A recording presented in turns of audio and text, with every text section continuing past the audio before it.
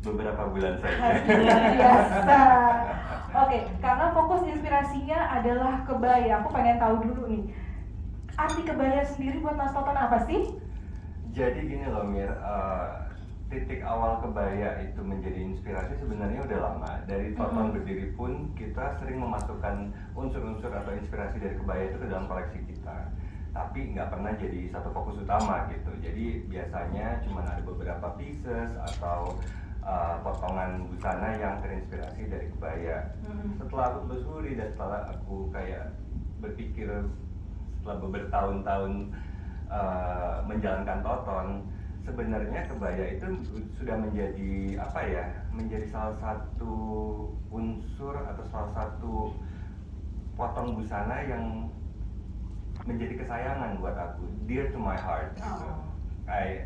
Mungkin karena secara nggak sadar aku selalu mengingat sosok ibuku yang sering memakai kebaya atau ada beberapa foto-foto beliau sudah almarhum, yang memakai kebaya dan itu menjadi image yang sangat melekat di kepala dan di hatiku gitu. Dan juga yang putri, kebetulan saya keturunan Jawa, yang putriku juga sering memakai kebaya, even di rumah juga pakai kebaya. Jadi itu semua yang akhirnya bikin aku berpikir sebenarnya kebaya itu apa sih maknanya buat aku atau buat perempuan Indonesia utamanya gitu. Karena seperti kita tahu kebaya sudah ditetapkan sebagai busana nasional. Kebaya itu bisa ditemukan dari Pulau Jawa aja, dari Sabang, hampir dari Sabang sampai Merauke ada versi kebayanya gitu.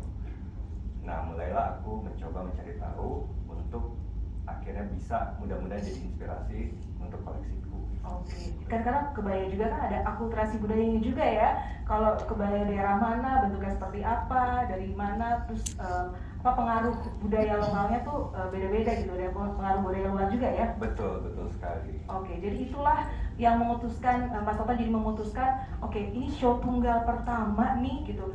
Kayaknya fokus inspirasinya harus kebaya nih gitu ya. Iya. Personal sekali gitu ya. Selain personal, aku juga pengen apa ya, mudah-mudahan bisa memberi kontribusi juga dan memberi tawaran juga kepada perempuan Indonesia pada khususnya gitu, bahwa kebaya itu bisa diolah seperti apa sih, atau inspirasi kebaya deh, karena aku nggak mau menyebut koleksi ini koleksi kebaya.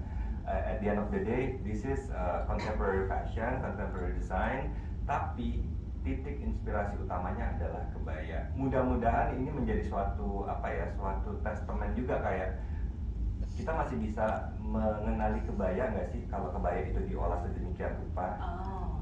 Makanya tapi oleh karena itu aku tidak pengen menyebut ini sebuah kebaya pakem gitu. Seperti yang Mira pakai, seperti yang Rani pakai, ini adalah koleksi dari Toton sebelum-sebelumnya gitu, dan ini juga terinspirasi dari kebaya gitu. Mudah-mudahan sih jejak-jejaknya masih kelihatan gitu. Masih banget. Oke, kalau lihat dari proses kreasinya sendiri nih, cuma beberapa bulan gitu, harus ada bikin 45 looks. Apa sih yang paling berkesan dari proses kreasi show tunggal pertama ini? Lelahnya. Begadang-begadangnya ya. Jujur yang berkesan sebenarnya karena untuk pertama kalinya juga kita bisa diberi kesempatan di Hotel Mulia ya Pak ya. Ini adalah suatu kehormatan sekali buat Toton, karena Mulia sendiri baru pertama kali untuk mengestablish Mulia in Fashion ini.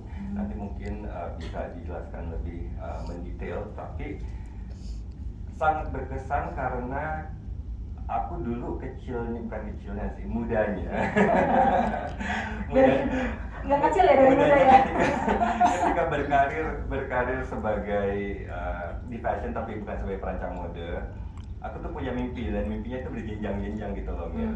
Jadi awalnya sebelum jadi model aku sempat jadi usher, jadi usher show.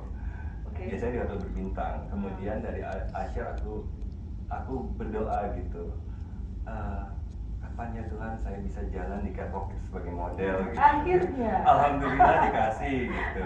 Setelah dikasih, Maruk, kapan ya saya bisa jadi desainer yang membuat koleksi dan dipagelarkan di hotel, terutama Hotel Mulia sebenarnya, karena Hotel Mulia sendiri dulu dan saya rasa sampai sekarang pun menjadi benchmark ya untuk pagelaran fashion Indonesia. Maksudnya sekarang banyak hotel-hotel baru mereka berlomba-lomba juga untuk merangkul desainer untuk membuat pagelaran modenya, tapi menurut saya Mulia tetap the legend. Jadi senang sekali sebenarnya bisa mempagelarkan koleksi tahunan pertama kita di sini. Keren. Dan biasanya Mas Otom tuh kalau koleksinya kan suka banyak upcycle gitu ya. Dengan koleksi yang sekarang ini gimana? Ya, udah beberapa tahun sebenarnya kita lebih mendekatkan diri ke arah ramah lingkungan memang. Dan seperti mungkin bisa dikenali di koleksi Toton beberapa yang terakhir, kita menggunakan bahan-bahan upcycle, dan terutama juga seperti denim kita 100% kita menggunakan bahan selain limbah itu juga bahan daur ulang. Kalau limbah itu biasanya potongan-potongan kain dari pabrik atau dari biasanya pabrik garment denim, mereka itu punya offcut namanya, potongan-potongan kecil yang sama sekali nggak bisa dipakai lagi untuk busana, biasanya mereka buang. Dan itu amat sangat disayangkan gitu. Jadi kita mencoba untuk mengolah dengan kemampuan estetika yang kita miliki dan juga kerjasama dengan local craftsman, pengrajin lokal, untuk bagaimana nih orang bisa tertarik dengan limbah ini gitu. Dan mudah-mudahan nanti bisa dilihat di show-nya, kalau bisa ngenalin, oh ternyata itu limbah gitu. Ternyata bisa jadi cantik banget gitu. Mudah-mudahan terpukau lah dengan limbah. Nah, terus mengajak para kolaborator ini mungkin bisa diceritain Mas kenapa memilih Mbak Rani Jambak, terus juga Mbak Marista Sandibidia ini untuk dari pertama kali Toton bikin koleksi, makanya nggak srek kalau koleksi tahunan pertama nggak sama Marista. Well, basically kita setiap koleksi ya, Jadi mungkin Tata bisa cerita sendiri sih. Oke. Kurang lebih. Boleh, silakan Mbak Marista. Gimana? Oke, awalnya bekerja sama dengan Mas Toton, terus kan ini dengan fokus inspirasi kebaya, bagaimana proses kolaborasi, proses kreatifnya? Pertama kenal Mas Toton itu udah berapa tahun? 10 tahun kali minimal ya? 2012. Udah 11 tahun. Selalu seru, selalu menantang. Sampai akhirnya yang terakhir ini kok udah dikasih gambar, ini gini doang Mas ya. Nggak mau nambah gitu. Ketagihan kayaknya bukan Toton banget, jadi kurang nih, apa nih gitu. Oh gitu. Tambah lagi sedikit gitu, di push ternyata ya udah jadinya begini. Tapi prosesnya selalu Mas Toton mengajak aku melihat inspirasi dari mana, terus moodboardnya kayak apa, initial drawing ide Mas Toton untuk sepatu seperti apa, baru aku kembangkan sampai akhirnya mendapatkan yang klik. Oke, siap. Kalau dari Mbak Rani Jambak sendiri mungkin bisa diceritakan, Mbak Rani jauh-jauh dari Bukit Tinggi. Dari Bukit Tinggi hadir malam hari ini. Iya. Gimana ceritanya nih awalnya kerjasama dengan Mas Toton? Pertama kali virtual, tapi kalau saya pribadi, saya nggak tahu bagaimana Mas Toton secara pribadi menemukan saya ya, karena semuanya serba virtual. Tapi kalau saya pribadi itu nggak sengaja, beberapa tahun yang lalu lihat iklan promosi film sebenarnya. Saya senang banget sama desainnya, kemudian saya capture, saya simpan.